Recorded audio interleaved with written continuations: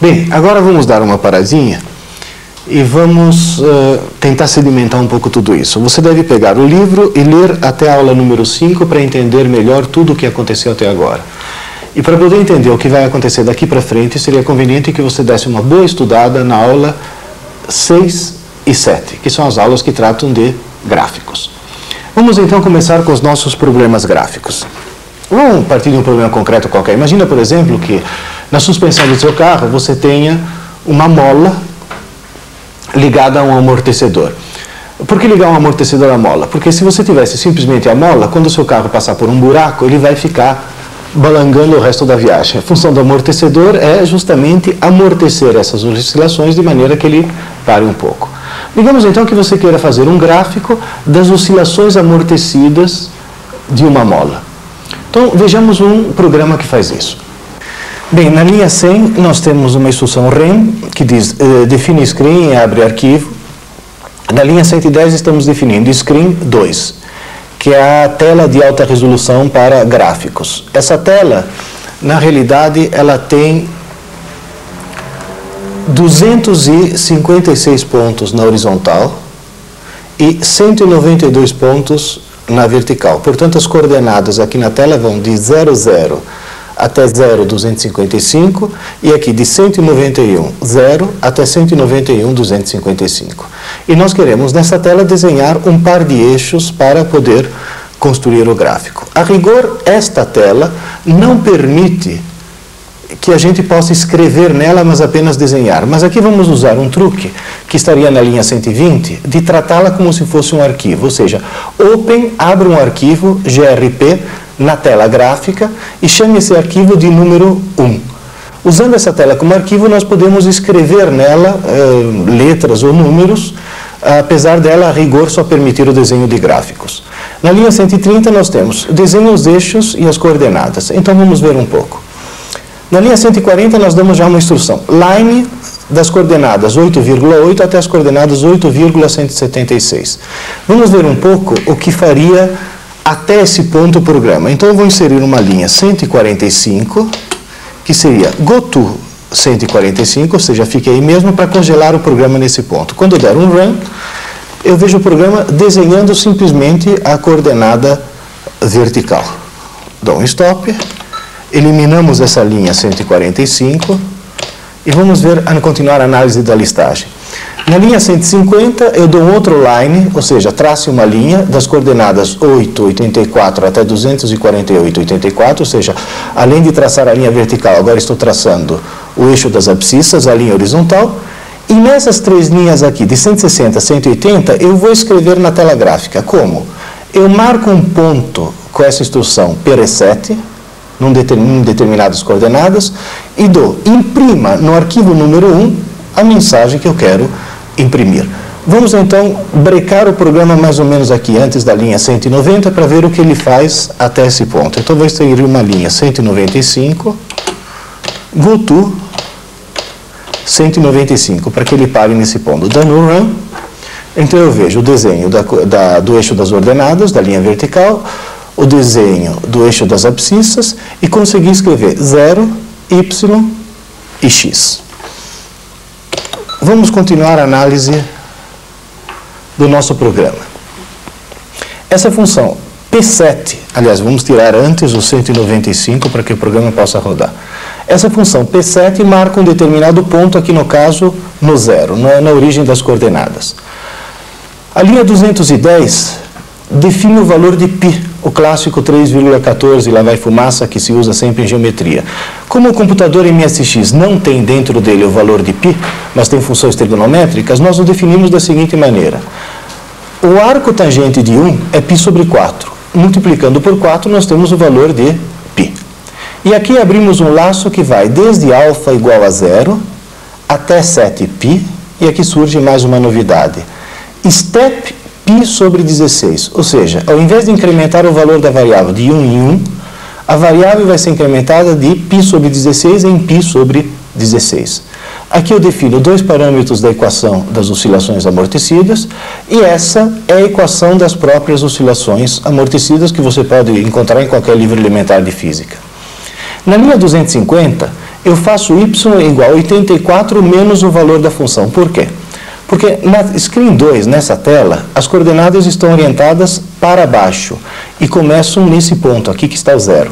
Então eu faço 84, que é o ponto onde foi traçado o eixo das abscissas, onde nós colocamos o 0, menos o valor da função. Da mesma forma, em 260, eu faço x igual a 10 vezes alfa, para poder estender a escala do gráfico para a direita, mais 8, porque o zero das nossas coordenadas foi colocado em 8, 8. Aqui eu dou um P7, que no fundo é o caroço do nosso programa. O que é o P7? Marque um ponto nas coordenadas x e y. Aqui atualiza o valor de alfa. E essa linha 290 tem uma função especial. Quando um programa na screen 2 termina sua execução, o MSX volta automaticamente para a screen 0 ou para a screen 1, ou seja, para a tela de texto onde ele estava anteriormente, e você perde o desenho. Então, com esse 290, GoTo 290, você congela o programa e ele fica parado como um cachorro tentando morder seu próprio rabo aqui nessa linha, até que você dê um Ctrl Stop para interromper o programa. Se você der um Run, você vê o desenho das coordenadas e aquela função P7 que vai desenhando aqui na tela as oscilações amortecidas. Na realidade, você vê que a amplitude das oscilações vão se reduzindo conforme o tempo aqui vai passando.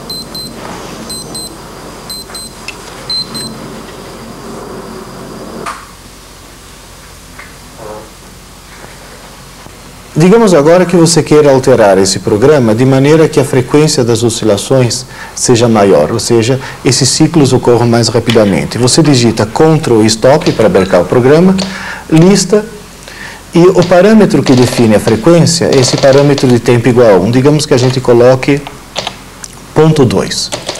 Rodando esse gráfico, nós vamos ver que realmente as oscilações ocorrem mais rapidamente, mas aí no nosso desenho surge um problema adicional. Como elas estão ocorrendo de maneira muito rápida, os pontos ficam muito esparsos e não dá para se perceber a formação do desenho. Especialmente nessa parte inicial, parece uma constelação. Você só começa a ver o ciclo ocorrendo já na parte final. Como é que será que podemos corrigir esse problema? Vamos dar um Ctrl Stop, listar o programa e aprender um outro truque. Aqui no lugar de P7, marque um ponto, vamos começar a marcar linhas. Então vamos dar um line e vamos colocar esse line só a segunda parte dele, só as coordenadas finais. Por quê? Porque colocando apenas as coordenadas finais nesse line, ele assume como coordenadas iniciais aquelas do ponto imediatamente anterior. Vejamos o que acontece rodando o programa dessa maneira. Você vê que aqueles pontos esparsos agora começam a ser unidos por retas e o programa já faz um gráfico em que os ciclos se tornam tremendamente mais visíveis. Vejamos só por curiosidade como ficaria este mesmo gráfico se ao invés de usarmos a screen 2, usássemos a screen 3. Você notará que nós vamos perder consideravelmente em resolução. Os traços são extremamente mais grossos e o gráfico realmente fica muito mais grosseiro. Como já disse, essa Screen 3 ela é muito útil para fazer figuras multicoloridas, por exemplo, um padrão de tapete ou coisa desse tipo. Mas para fazer um gráfico onde seja necessária muita precisão, realmente ela é catastrófica. Você vê que os pontos saem muito grossos um após o outro. Vamos analisar agora com um pouco mais de detalhes esses comandos gráficos que a gente usa na Screen 2 e na Screen 3. Vejamos, por exemplo, esse curto programinha. Na linha 100, nós definimos a Screen 2 e na linha 120 damos aquele clássico GoTo 120 para congelar o programa na tela gráfica. Na linha 110 nós temos o comando line. Line significa trace uma linha, essas são as coordenadas iniciais, essas são as coordenadas finais, vírgula, e a seguir colocamos o código da cor. No caso aqui 15, que seria a cor branca. Rodando esse programa, nós vemos no micro traçar uma linha do ponto 1010 até o ponto 100. Brecando com Ctrl Stop e listando, nós vamos fazer agora uma pequena alteração. Se após o código da cor nós colocamos B de box, ao invés de traçar uma linha que vai do 1010 até o 100, ele traça um box, um retângulo, em que um dos vértices está nas coordenadas iniciais e o vértice oposto está nas coordenadas finais. Se ao invés de B, nós tivéssemos colocado BF, ou seja, box full, caixa cheia, então nós teríamos esse mesmo retângulo, só que integralmente pintado. Vamos ver agora o comando circle, ou seja, aquele que permite traçar circunferências, e não só circunferências. No comando circle, nós devemos definir unicamente qual é o centro da circunferência e qual é o raio dela. Então, aqui nós estamos definindo, por exemplo, um círculo 100,100, ou seja, o centro está nas coordenadas x, 100, y, 100, e o raio é 50. Rodando esse programa, nós vemos então a circunferência com esse centro e com esse raio. Vamos implementar um pouquinho para entender melhor outros recursos desse comando. Logo após o raio, você pode definir a cor. No caso aqui vamos usar a cor branca, que é o 15. E a seguir você pode definir dois ângulos, um ângulo inicial e um ângulo final, em radianos, cuidado, e não em grau. Por exemplo, 1 radiano e 3 radianos. Rodando esse programa, você percebe que a circunferência é traçada desde o ângulo 1 radiano até o ângulo 3 radianos. E o resto da circunferência não vai aparecer. Se por um acaso você tivesse definido esses dois ângulos como sendo negativos, isso seria indicativo para o computador de traçar não um setor simplesmente, mas o setor com seus raios. Veja rodando, esse é o centro da circunferência, ele traçou então uma espécie de fatia de pizza que vai desde 1 radiano até 3 radianos. Vamos voltar à nossa circunferência completa. Então vamos tirar esses ângulos,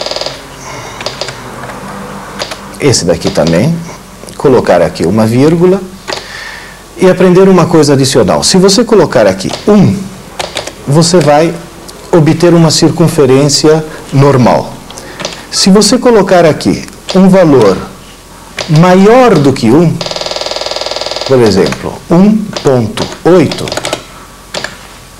você vai obter uma elipse achatada no sentido da vertical. E se você colocar um valor menor do que 8, por exemplo, menor do que 1, por exemplo, 0,8, você vai obter uma elipse achatada na horizontal. Digamos que você queira agora preencher completamente essa elipse. Você tem duas técnicas para fazer isso. Uma delas seria abrir um laço, por exemplo, no qual você diria desde raio igual a 1 até 50, que é o raio final, alterar essa linha de maneira que o raio seja a própria variável R e fechar o laço com uma linha, obviamente, 115, que seria próximo valor do raio. Vamos listar o programa para você poder vê-lo na ordem e rodando esse programa, o que nós temos? Várias elipses que estão sendo desenhadas uma após a outra até preencher totalmente. Agora você pode ver que existem certos pontos onde existem falhas. Você pode corrigir isso daqui. Vamos voltar um instante ao programa original, eliminando o laço, que é 105, 115, recolocar o valor do raio em 50